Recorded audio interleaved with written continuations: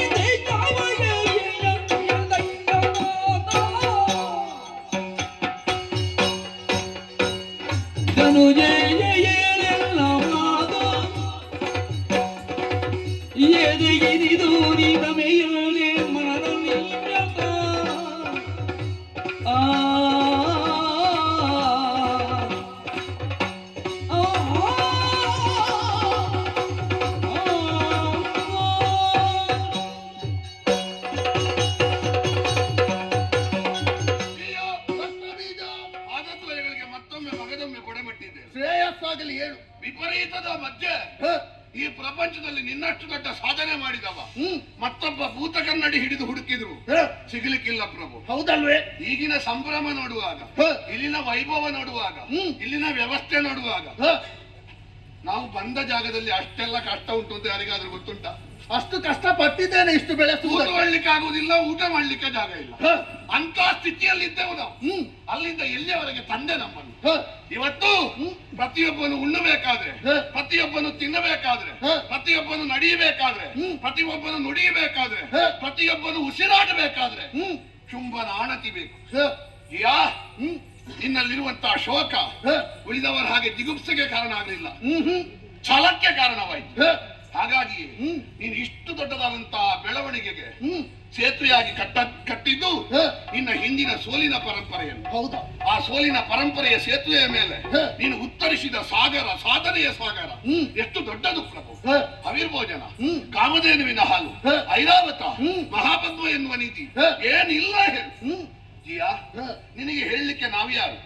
ಹೇಳಲಿಕ್ಕೆ ನಾವ್ಯಾರು ಅಂತ ಕೇಳಿದ್ರೆ ಅಧಿಕಾರಕ್ಕೆ ಕೊಟ್ಟಿದ್ದಿ ಮಂತ್ರಿಮಂಡಲ, ನಾವು ಮಂತ್ರಿಗಳಾಗಿದ್ದೇವೆ. ಅದೇ ಅನಿವಾರ್ಯತೆ ಬಂದಿದೆ ನಿನಗೆ? ಇಲ್ಲ. ಯಾಕೆ ಬರಲಿಲ್ಲ ಅಂತ ಕೇಳಿದ್ರೆ, ಇಲ್ಲಿಯವರೆಗೆ ನೀನು ಯಾವುದನ್ನು ಯೋಚಿಸಿದ್ರು ದಾನವ ಕುಲಕ್ಕೆ ಕೇಡಾಗ್ತದೆ ಅಂತ ನಾವು ಭಾವಿಸುವ ಹಾಗೆ ಒಂದೇ ಒಂದು ಪ್ರಕರಣ ನಡೆದದ್ದಿಲ್ಲ. ರಾಜನಾದವನೇ ಕೆಲವು ನಿರ್ಣಯ ಮಾಡುವುದು ಅಂತ ಉಂಟು. ರಾಜಾಯತ್ನ ನಿನಗೆ ಗೊತ್ತಿಲ್ಲದಿರುವುದಲ್ಲ. ಮಂತ್ರಿಗಳಲ್ಲಿ ಕೇಳಿ ನಿರ್ಣಯ ಮಾಡುವುದು ಅಂತ ಉಂಟು. ಸಚಿವಾಯತ್ನ, ಕೆಲವೊಮ್ಮೆ ಪ್ರಜೆಗಳ ಅಭಿಪ್ರಾಯವನ್ನು ಸಂಗ್ರಹ ಮಾಡುವುದು ಅಂತ ಉಂಟು. ಪ್ರಜಾಯತ್ನ. ಈ ಪ್ರಕರಣದಲ್ಲಿ ಚಂಡಮುಂಡರೆನ್ನುವಂತ ಇಬ್ಬರು ಸಚಿವರು ನಿನ್ನಲ್ಲಿ ಬಂದು ಹೇಳಿದ್ದನ್ನು ಮುಂದುವರಿಸುವುದಕ್ಕೆ ಬೇಕಾಗಿ ಸಚಿವ ಶ್ರೇಷ್ಠನಾದ ಸುಗ್ರೀವನನ್ನು ಕಳುಹಿಸಿದ ಕಾರಣ, ಇದಕ್ಕೊಂದು ಸಚಿವಾಯತ್ನಕ್ಕೆ ಜಾಗ ಉಂಟು ಎನ್ನುವ ಕಾರಣಕ್ಕಾಗಿ ಈಗಲಾದ್ರೂ ನಾನು ಹೇಳದೇ ಇದ್ರೆ ಆತ್ಮಸಾಕ್ಷಿಗೆ ದ್ರೋಹ ಆದೀತು ಎನ್ನುವ ಕಾರಣದಿಂದ ಎರಡು ಮಾತು.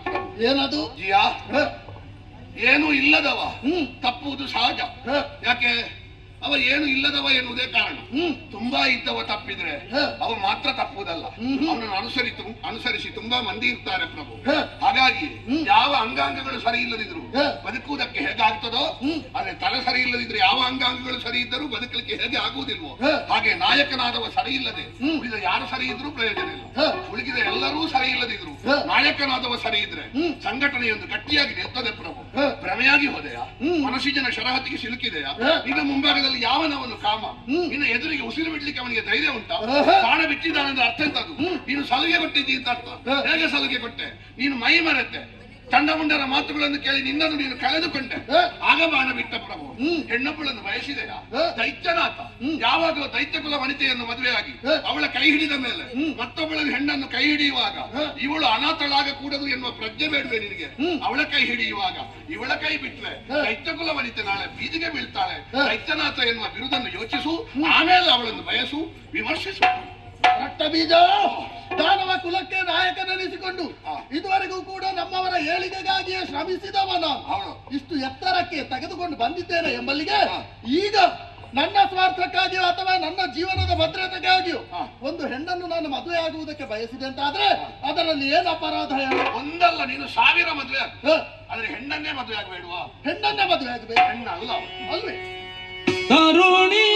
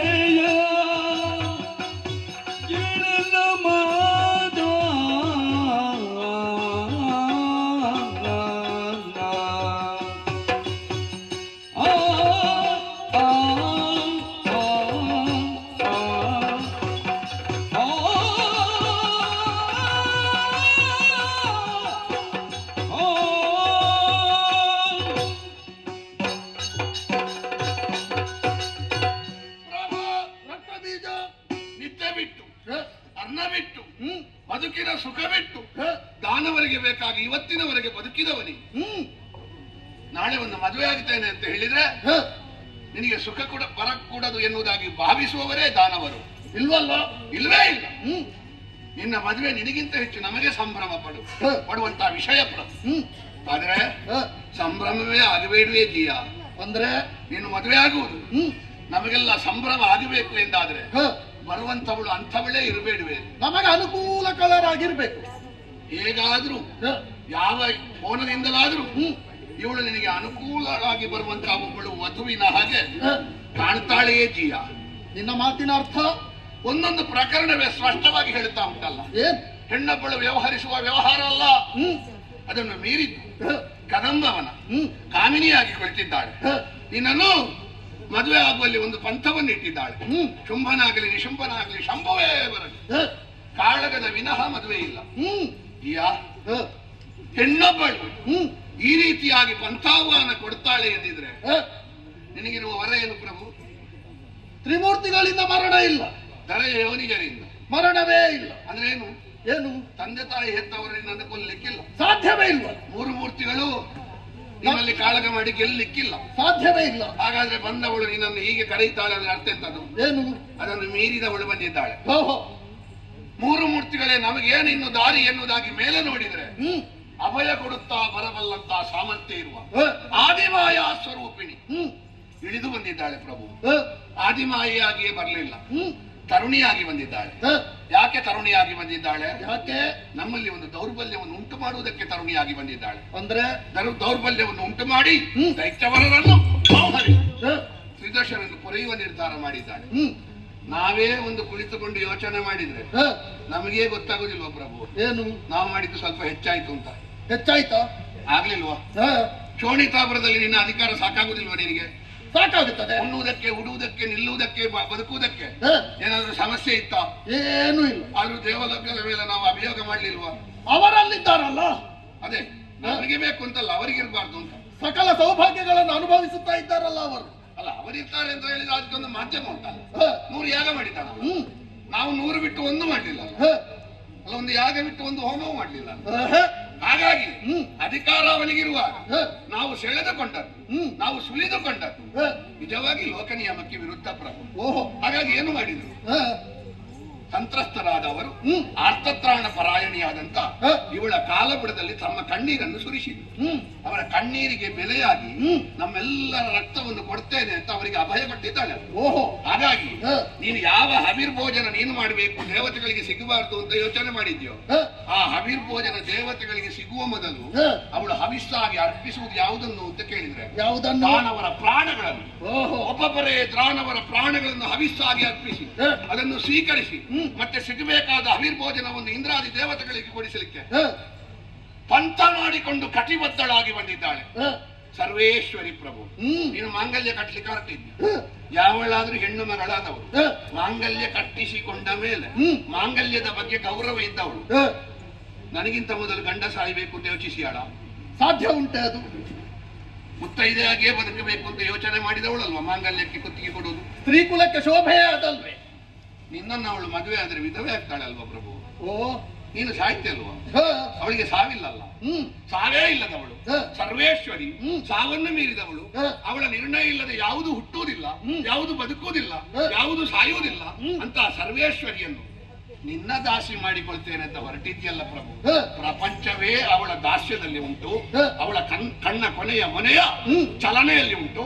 ಹಾಗಾಗಿ ಅವಳನ್ನು ಬಯಸಿದ ಪರಿಣಾಮ ಏನಾಗುತ್ತದೆ ಎನ್ನುವುದಕ್ಕೆ ಬದಲಾದ ಸುಗ್ರೀವ, ಬದಲಾಗದೆ ಸತ್ತ ಧೂಮ್ರಾಕ್ಷ, ಇನ್ನು ಬದಲಾಗುವುದೇ ಇಲ್ಲ ಎನ್ನುವ ಹಾಗೆ ಬದುಕಿದಂತಹ ಚಂಡಮುಂಡರ ಹನನ, ಇದು ಸ್ಪಷ್ಟ ಹೇಳ್ತಾ ಉಂಟು. ಈ ಮೂರು ಪ್ರಕರಣದಿಂದಲೂ ನಿನಗೆ ಬುದ್ಧಿ ಬರದೇ ಇದ್ರೆ ಪ್ರಭು ಇನ್ಯಾವಾಗ ಬುದ್ಧಿ ಬರುವುದು? ನಮಗೆ ಗೊತ್ತಾಗುವುದು, ನಿನ್ನಂತಹ ಬುದ್ಧಿವಂತನಿಗೆ ಗೊತ್ತಾಗಬೇಡ್ವಿ. ಯೋಚಿಸು, ವಿಮರ್ಶಿಸು, ವಿವೇಚಿಸು. ರಕ್ತ ಬೀಜ, ಆ ಹೆಣ್ಣಿನ ಕುರಿತಾಗಿ ಇಷ್ಟೆಲ್ಲ ಮಾತುಗಳನ್ನಾಡುವಂತಹ ನೀನು ನಿನ್ನಂತರಂಗದಲ್ಲಿ ಯಾವುದೋ ಒಂದು ಸೂಕ್ತವಾದಂತಹ ಅಭಿಪ್ರಾಯವನ್ನು ಹೊಂದಿದ್ದಿ ಎನ್ನುವುದು ಸ್ಪಷ್ಟವಾಗಿ ಗೋಚರಿಸುತ್ತಾ ಇದೆ. ಏನ ಅಭಿಪ್ರಾಯ ಸಭೆಯಲ್ಲಿ ತಿಳಿಸು ಪ್ರಭು. ಬಿಡು ಮನದ ಮೋರ್ಗದಿಯ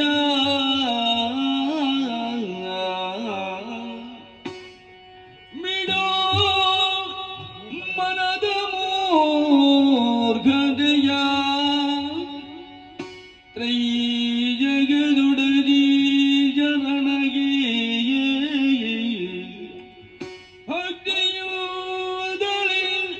ಒಡಮಡುದ ಪಡೆದವಳಗಾರುಳ್ಯದಲ್ಲಿ ಹಾದ್ರಿಯಲಿ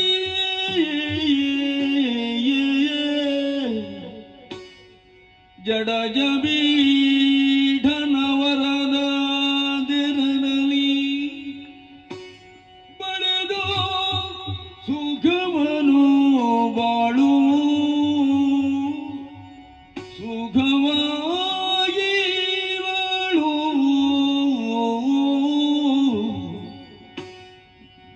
ಬಿಡೋ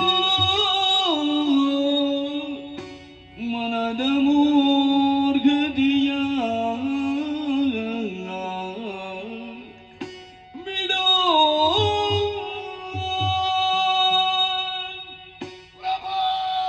ರಕ್ತ ಬೀಜ. ಮನಸ್ಸು, ಬುದ್ಧಿ, ಚಿತ್ತ, ಅಹಂಕಾರ, ಅಂತರಂಗದ 4 ವಿಭಾಗಗಳಲ್ಲೇ ಯಾವುದನ್ನೋ ಒಂದು ಮನಸ್ಸು ಬಯಸ್ತದೆ. ಈಗ ಒಬ್ಬ ಬಾಯಾರಿಕೆ ಆದವ ಎದುರಿರುವ ಒಂದು ತಮ್ಮಿಗೆ ನೀರು ಅದು ಕುಡಿಬೇಕು ಅಂತ ಮನಸ್ಸಿನಲ್ಲಿ ಬಯಸ್ತಾನೆ. ಬುದ್ಧಿ ಕುಡಿಬಹುದೋ ಬೇಡವೋ ಅಂತ ಪ್ರಶ್ನೆ ಮಾಡಿರ್ತದೆ. ಚಿತ್ತ ನಿರ್ಣಯ ಮಾಡಿರ್ತದೆ. ಅಹಂಕಾರ ತೆಗೆದುಕೊಂಡು ಕುಡಿತದೆ. ಪ್ರಭು, ಮನಸ್ಸಿನಲ್ಲಿ ಬಯಸಿದ್ದನ್ನು ಬುದ್ಧಿಯಲ್ಲಿ ಯೋಚಿಸಿ ಚಿತ್ತದಲ್ಲಿ ನಿರ್ಣಯಿಸಿ ಅಹಂಕಾರ ಪ್ರವೃತ್ತಿಗೊಳಿಸಬೇಕು. ನಿನ್ನ ಸಮಸ್ಯೆ ಏನಾಗಿದೆ ಗೊತ್ತುಂಟ? ಏನಾಗಿದೆ? ಮನಸ್ಸು ಬಯಸಿದೆ, ಬುದ್ಧಿ ಚಿತ್ತವನ್ನು ಬದಿಗಿಟ್ಟಿದ್ದಿ, ಅಹಂಕಾರ ಪ್ರವೃತ್ತಿಗೊಂಡಿದೆ. ಪ್ರಭು, ಬುದ್ಧಿ ಚಿತ್ತದ ಪ್ರಕಾಶದಿಂದ ಮನಸ್ಸು ಬಯಸಿದ್ದನ್ನು ನೋಡು. ಅದು ಒಳ್ಳೆಯದೋ ಕೆಟ್ಟದ್ದು? ನೋಡ್ಲಿಕ್ಕೆ ಬಂಗಾರದ ಮಡಿಕೆಯೇ ಹೌದಾದರೂ ಕೂಡ ಒಳಗೆ ವಿಷ ಇದ್ರೆ ಬಂಗಾರದ ಮಡಿಕೆಯಲ್ಲಿ ಇದ್ದದನ್ನು ಏನನ್ನಾದ್ರೂ ಕುಡಿತೇನೆ ಅಂತ ಕುಡಿಯುವುದು ಪ್ರಭು. ಬಂದವಳು ತ್ರೈ ಜಗದೊಡತ್ತು. ಯಾವ ಒಂದು ಶಕ್ತಿಯಿಂದ ಅವಳನ್ನು ಎದುರಿಸ್ತಿ ಪ್ರಭು? ಯಾವ ಶಕ್ತಿಯಿಂದ ಎದುರಿಸ್ತಿ? ನನಗೆ ಸಿಗುವುದಿಲ್ಲ ಪ್ರಮಾಣ. ಯಾವ ಶಕ್ತಿಯೂ ನಡೆಯುವುದಿಲ್ಲ. ಸುಗ್ರೀವನ ಅನುಭವ, ಧೂಮ್ರಾಕ್ಷನ ತ್ರಾಣ, ಚಂಡಮುಂಡರ ವರ ಯಾವುದು ನಡೆಯುವುದಿಲ್ಲ ಪ್ರಭು. ಜಡಜ ಪೀಠನ ವರ, ಯಾಕೆ ಪಡೆದಿದ್ದಿ? ಹ್ಮ್ ಜಡಜ ಪೀಠನ ವ್ಯಾಪ್ತಿಯಲ್ಲಿ ಯಾರಿದ್ದಾರೋ ಹ, ಅವರನ್ನು ಗೆಲ್ಲಕ್ಕೆ ಪಡೆದಿದ್ದಿ. ಹ, ಇವಳು ಅದಕ್ಕಿಂತ ಹೊರಗಿದ್ದಾಳೆ ಪ್ರಭು. ಹ್ಮ್. ಅದಕ್ಕಿಂತ ಹೊರಗಿದ್ದವಳನ್ನು ಹ. ಗೆಲ್ತೇನೆ ಅಂತ ನೀನು ಹೊರಟ್ರೆ ಹ್ಮ್. ಹೇಗೆ ಆದೀತು ಪ್ರಭು? ಹ. ನಿನ್ನಲ್ಲಿರುವ ಪೋಷಕಾಂಶ ಯಾವುದು ಗಿಡಕ್ಕೆ ಹಾಕುವಷ್ಟೇ ಇದ್ರೆ ಹ್ಮ್. ಮರದ ಮುಂಭಾಗದಲ್ಲಿ ಹಾಕಿದ್ರೆ ಸಾಕಾಗ್ತದ ಹೇಳು? ಹ. ಇವಳು ಬಂದವಳು ಲೋಕವನ್ನೇ ಮುನ್ನಡೆಸುವವಳಿದ್ದಾಳೆ. ಹ್ಮ್. ಜಿಯಾ, ಜಡಜ ಪೀಠನ ವರ ಪಡೆಯುವಾಗ ಕೈ ಮುಗಿದು ಜಡಜ ಪೀಠನ ಅನುಗ್ರಹವನ್ನು ಪಡೆದು ಹ. ಹೇಗೆ ಅವನ ತಲೆಯ ಮೇಲೆ ನಿಂತಿಯೋ ಹ್ಮ್. ಹಾಗೆ ಇಲ್ಲಿಯೂ ಅವಕಾಶ ಉಂಟು ಪ್ರಭು. ಹ, ಆ ಕಡೆಯಿಂದ ಅಮೃತ, ಹ್ಮ್. ಈ ಕಡೆಯಿಂದ ಬಚ್ಚಲು ನೀರು, ಹ, ಎರಡೂ ಇದ್ರೆ ಹ್ಮ್. ಬುದ್ಧಿವಂತನಾದವ ಯಾವುದನ್ನು ಸ್ವೀಕಾರ ಮಾಡ್ತಾನೆ ಪ್ರಭು? ಯಾವುದನ್ನು? ಅಮೃತವೇ ಅಲ್ವಾ? ಅಮೃತವನ್ನೇ ಸ್ವೀಕಾರ ಮಾಡಬೇಕು. ಅವಳ ಬಯಕೆ ಎನ್ನುವುದು ಬಚ್ಚಲು ನೀರು, ಹ, ಅವಳಲ್ಲಿ ಭಕ್ತನಾಗಿ ಉಳಿಯುವುದು ಅಮೃತ. ಹ, ಹಾಗಾಗಿ ಬಚ್ಚಲು ನೀರನ್ನು ಚೆಲ್ಲು, ಹ್ಮ್. ಅವಳ ಕಾಲಡಿಗೆ ಬಿದ್ದು ಭಕ್ತನ.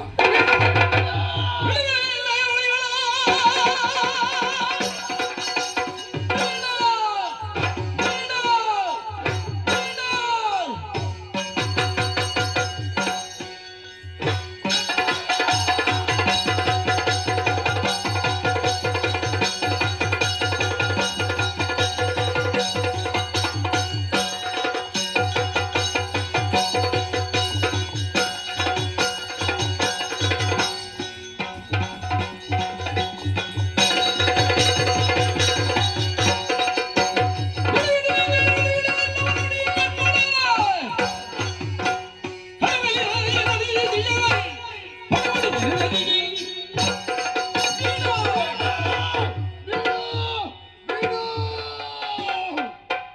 ರಕ್ತ ಬೀಜ ಏನಾಡಿದೆ? ಬಿಡು ನಿನ್ನ ಮೂರ್ಖತೆಯ. ಅರ್ಥ ಆಯ್ತು ನನಗೆ. ಏನದು?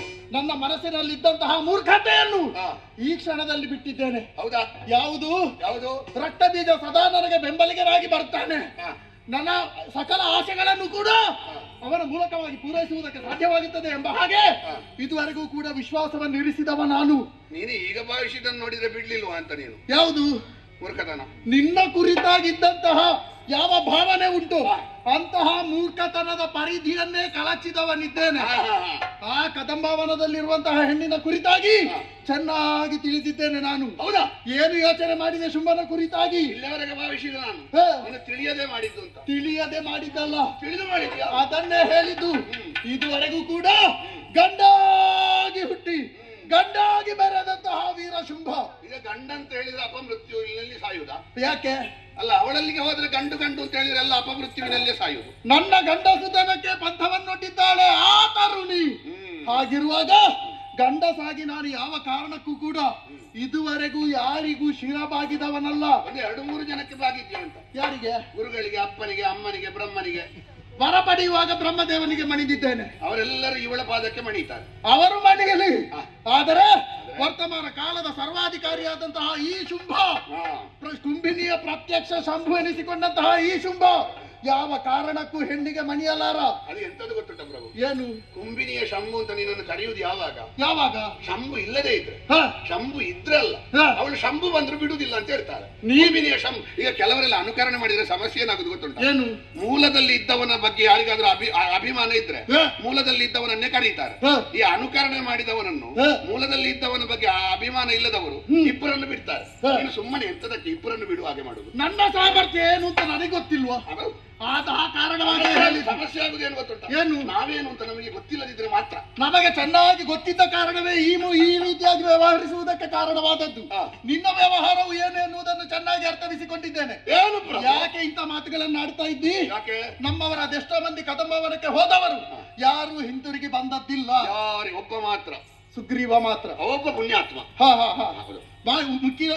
ಮುಕ್ಕಿ ಉಳಿದ ಎಲ್ಲರೂ ಕೂಡ ತಮ್ಮ ಹೇಳುದಿಲ್ಲ ನಾನು. ಅವ ಪುಣ್ಯಾತ್ಮ, ಉಳಿದವರು ಎಂತದ್ದು ಅಂತ ಪ್ರಾಣವನ್ನು ಕಳೆದುಕೊಂಡವರಿದ್ದಾರೆ. ಹೌದು. ಒಂದು ವೇಳೆ ನಿನ್ನನ್ನು ನಾನು ಕಳುಹಿಸಿ ಕೊಟ್ಟಂತಾದ್ರೆ ನೀನು ಸಾಹಿತಿ ಎಂಬಂತಹ ಭಯ ಪ್ರಾಣ ಹೇಳಿ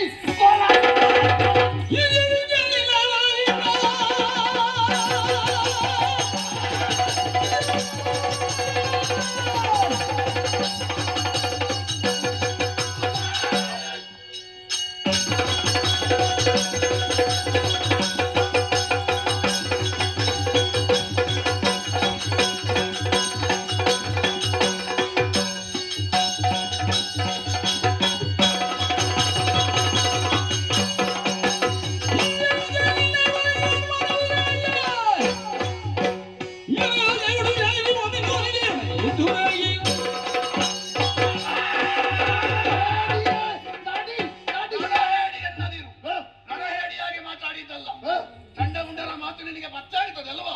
ಹಿತವಾಗುವ ರಕ್ತ ಬೀಜನ ಮಾತು ಕೈ ಆಗುತ್ತದಲ್ವಾ? ಏನು ಮಾಡುವ ಹೇಳು? ಈ ಪ್ರಪಂಚದ ದೊಡ್ಡ ದುರಂತ ಯಾವುದು ಗೊತ್ತುಂಟ?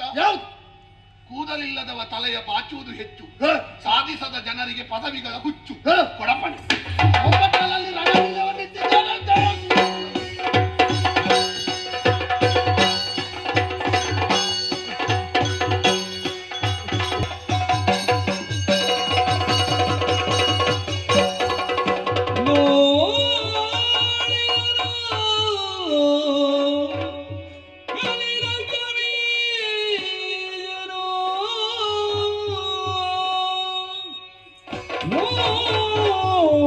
ನೋಡಿದರು ಕಲಿರಗ ಬೀಜನು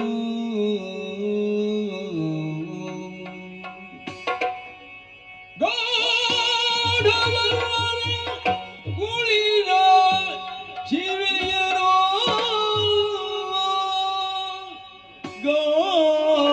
ಗಾಢಗರ್ವರಿ ಕುಳಿದ ಶಿವಿಯನು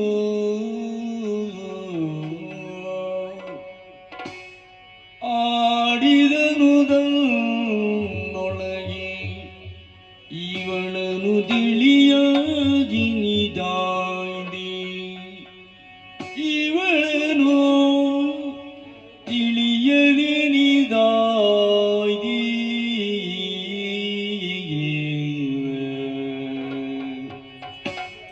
ಮಣ್ಣಿನ ನಯನ ಮಾಡಲಿಲ್ಲ ನಯನ, ಶುಂಭನ ಕೂಡಿ ಹಾಗೆಯನುರಿದು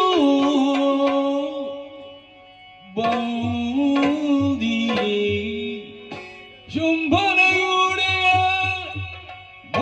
ಹಾಗೆಯನುರಿದು ಬಂದಿಯೇ.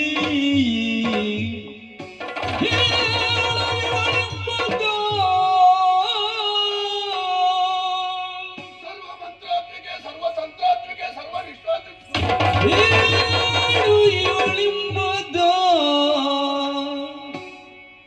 ಆದರೂ ನುಡಿವಿನ ಮೆನೆನುದ, ಆದರೂ ನುಡಿಸಿದ ಬೇನೆನುದ, ನೋಡಿದನೋ ಗಳಿರಗ್ದ ಬೀಜನು, ನೋಡಿದನು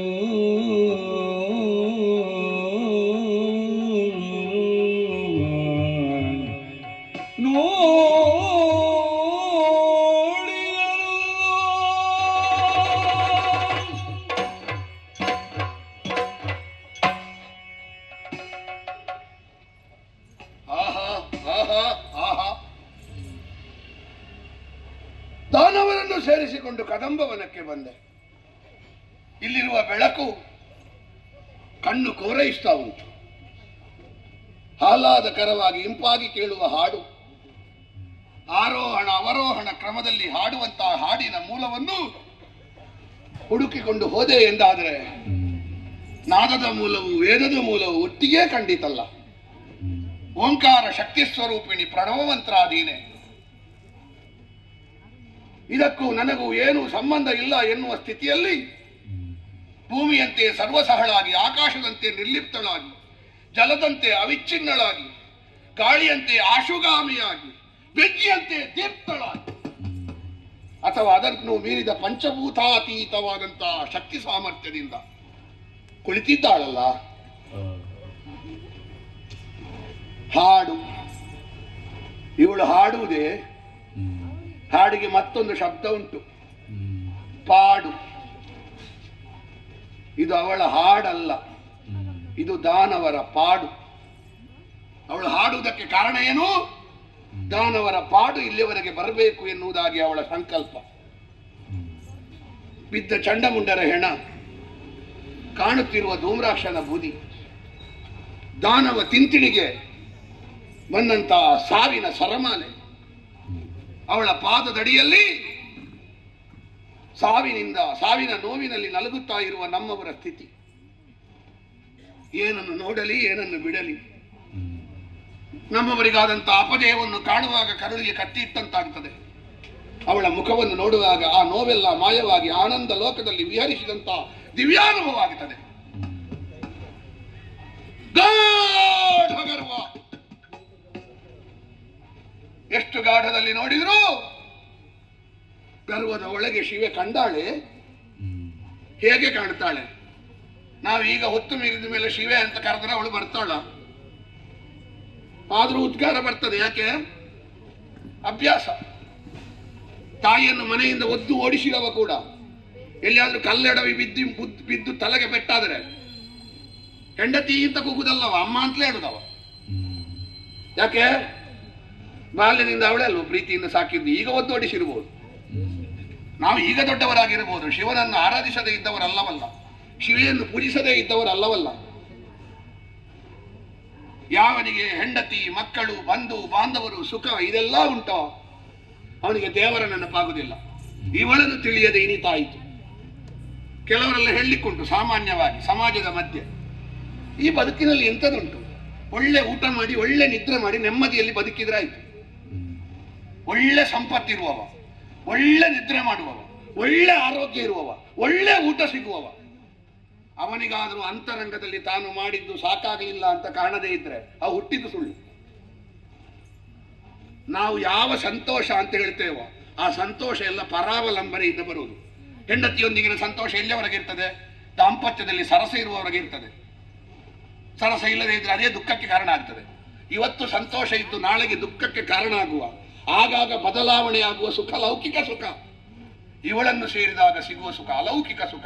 ಅದು ಇವತ್ತು ಬೆಳಿಗ್ಗೆ ಒಮ್ಮೆ ಸಂತೋಷ ಬರುವುದು, ಸಂಜೆ ಆಗುವಾಗ ಸಂತೋಷ ಕಡಿಮೆ ಆಗುವುದು ಅಂತ ಇಲ್ಲ ಆನಂದದಲ್ಲಿ. ಅದನ್ನು ಪಡೀಬೇಕು ಎಂದಾದ್ರೆ ಎಷ್ಟು ಒಳ್ಳೆ ಅವಕಾಶ ಇತ್ತು ನಮಗೆ. ನಾವೇನು ಮಾಡಿದೆವು? ಕಾತ್ಯಾಯಿನಿ ಬಂದಾಗಲೂ ಕಾಮಿನಿ ಬಂದಿದ್ದಾಳೆ ಅಂತ ಭಾವಿಸಿದೆವು.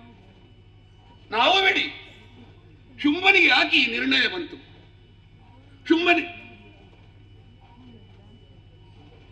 ಶುಂಭ ಇಲ್ಲಿಯವರೆಗೆ ಮದುವೆ ಆಗಿದ್ದಾನ? ಮದುವೆ ವಯಸ್ಸಾಗ್ಲಿಲ್ಲ ಅವನಿಗೆ. ದೇವಲೋಕದ ಅಧಿಕಾರ ಸ್ವೀಕರಿಸಿ 4 ಯುಗ ಆಯಿತು.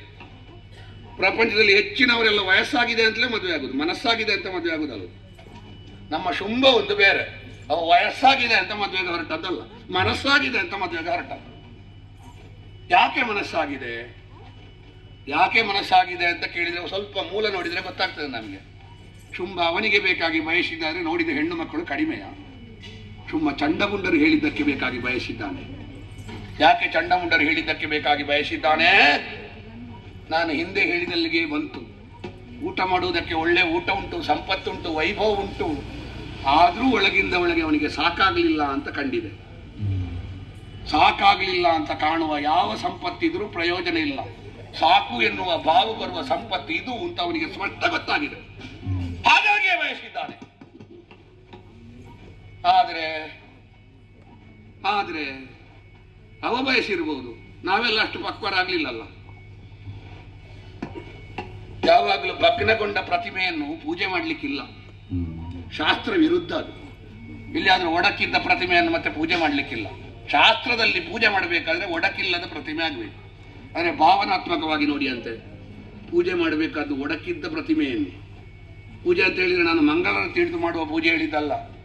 ಸರಿ ಇದ್ದವನನ್ನು ಶುಶ್ರೂಷೆ ಮಾಡ್ಲಿಕ್ಕೆ ಏನುಂಟು? ಏನಾದ್ರೂ ವ್ಯತ್ಯಾಸ ಇದ್ದ ಮಗುವನ್ನೆಲ್ವ ತಾಯಿ ನೋಡಬೇಕಾದ್ದು? ನಮ್ಮ ಶುಂಭ ಒಡಕಿರುವ ಪ್ರತಿಮೆಯೇ ಆಗಿರಬಹುದು, ನಮಗೆ ಪೂಜೆಗೆ ಆಗ್ಲಿಕ್ಕಿಲ್ಲ ಅಂತ ಹೇಳಲಿಕ್ಕಿಲ್ಲ. ಯಾಕೆ? ನಾವು ಶಾಸ್ತ್ರೀಯವಾಗಿ ಪೂಜೆ ಮಾಡುವುದಲ್ಲ, ನಾವು ಭಾವನಾತ್ಮಕವಾಗಿ ಪೂಜೆ ಮಾಡೋದು. ಒಂದೋ ಒಡಕಿಲ್ಲದೆ ಇರುವ ಅಖಂಡವಾದ ಮೂರ್ತಿ ಇವಳು ಬಂದು ಅದು ಸರಿಯಾಗಲಿ, ಅಥವಾ ಒಡಕಿನ ಮೂರ್ತಿಯನ್ನು ಪೂಜೆ ಮಾಡಿದ್ದಕ್ಕೆ ಬೇಕಾಗಿ ನಮಗೆ ಏನು ಸಿಗುತ್ತದೆ ಅದನ್ನು ಸ್ವೀಕರಿಸ್ತೇವೆ. ಯಾಕೆ ಗೊತ್ತುಂಟ? ಅವ ಅನ್ನ ಕೊಡುವಾಗ ಯಾರ ತಲೆ ಹೊಡೆದದ್ದು ಅಂತ ನೋಡ್ಲಿಲ್ಲ, ಅವ ಸಂಪತ್ತು ಕೊಡುವಾಗ ಯಾರ ತಲೆ ಹೊಡೆದು ತಂದದ್ದು ಅಂತ ನೋಡ್ಲಿಲ್ಲ, ಅವ ವೈಭವವನ್ನು ಕೊಡುವಾಗ ಯಾರ ಮನೆ ತೆಗೆದಿದ್ದಾನೆ ಅಂತ ನೋಡ್ಲಿಲ್ಲ, ಅವ ಸಾವು ಕೊಡುವಾಗ ನಾವು ವಿಮರ್ಶೆ ಮಾಡಿದ್ರೆ ಎಷ್ಟು ಸರಿ ಆಗ್ತದೆ? ಅವ ಕೊಟ್ಟದನ್ನೆಲ್ಲ ಸ್ವೀಕರಿಸುವಂತ ಬದ್ಧತೆ ಇರುವ ರಕ್ತ ಬೀಜ. ಪ್ರಯತ್ನ ಮಾಡ್ತೇನೆ, ಸರಿಯಾದ್ರೆ ಸರಿ, ಇಲ್ಲದ್ರೆ ಆದದ್ದು ಸರಿ. ಏನಾಗ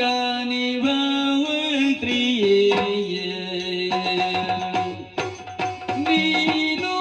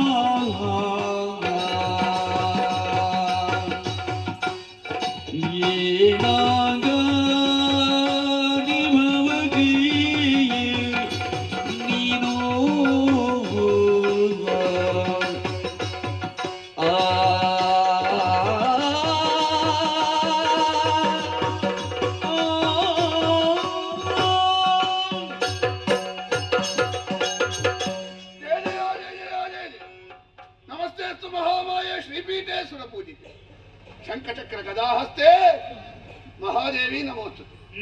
ಪಾದದ್ವಯಗಳಿಗೆ ಬೊಡಮಟ್ಟಿದ್ದೇನೆ. ನನ್ನ ಹೆಸರು ರಕ್ತಬೀಜ. ಶೋಣಿತಾಪುರದಿಂದ ಬಂದೆ. ಶುಂಭದೊರೆ ನನ್ನನ್ನು ಕಳುಹಿಸಿದ. ಅಮ್ಮ, ಆಕಾರ ಇಲ್ಲದ, ಗುಣ ಇಲ್ಲದ, ರೂಪ ಇಲ್ಲದ, ಲೇಪ ಇಲ್ಲದ, ನಿರ್ಲೇಪಳಾದ, ನಿಗಮಾಗಮವಿನ ತಳಾದ ನೀನು ಕಾಮಿನಿಯಾಗಿ ಬಂದಿದ್ದ. ನೀನನ್ನು ಬುದ್ಧಿ ಸ್ವರೂಪಿಣಿ ಅಂತ ಪ್ರಾರ್ಥನೆ ಮಾಡು.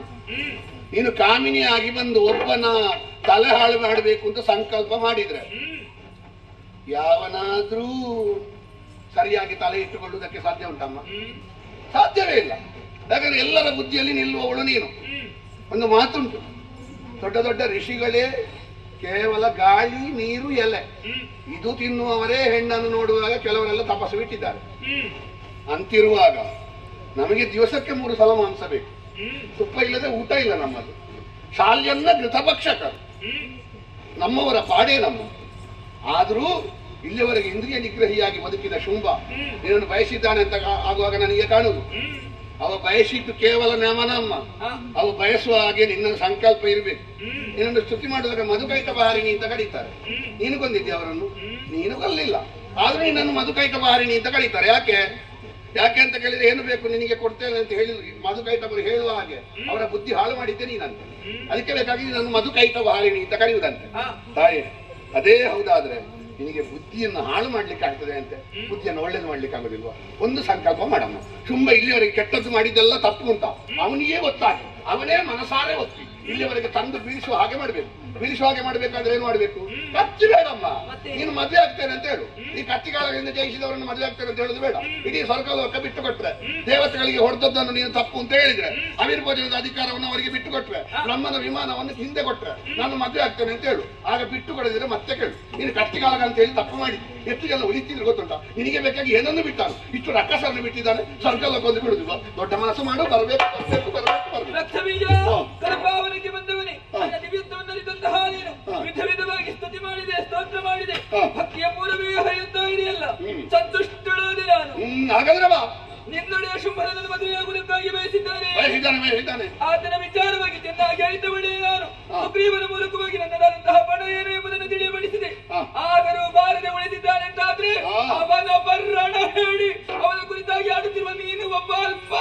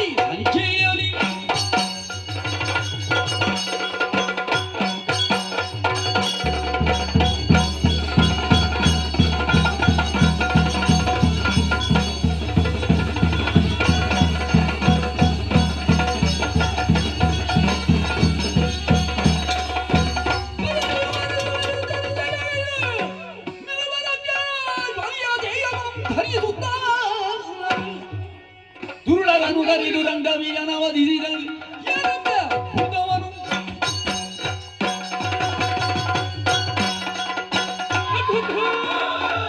ಏನಷ್ಟರವನ್ನು ಕಾಣುತ್ತಾ ಇದ್ದಾರೆ. ರಕ್ತ ಬೀಜದ ಒಂದು ಮುಂದೆ ರಕ್ತ ಭೂಮಿಯನ್ನು ಸೋಕಿದ ಅಗ್ರದಲ್ಲಿ ಕೋಟಿ ಕೋಟಿ ನೀಡುವಂತಹ ನಾಲಿಗೆ 2 ಲಕ್ಷ.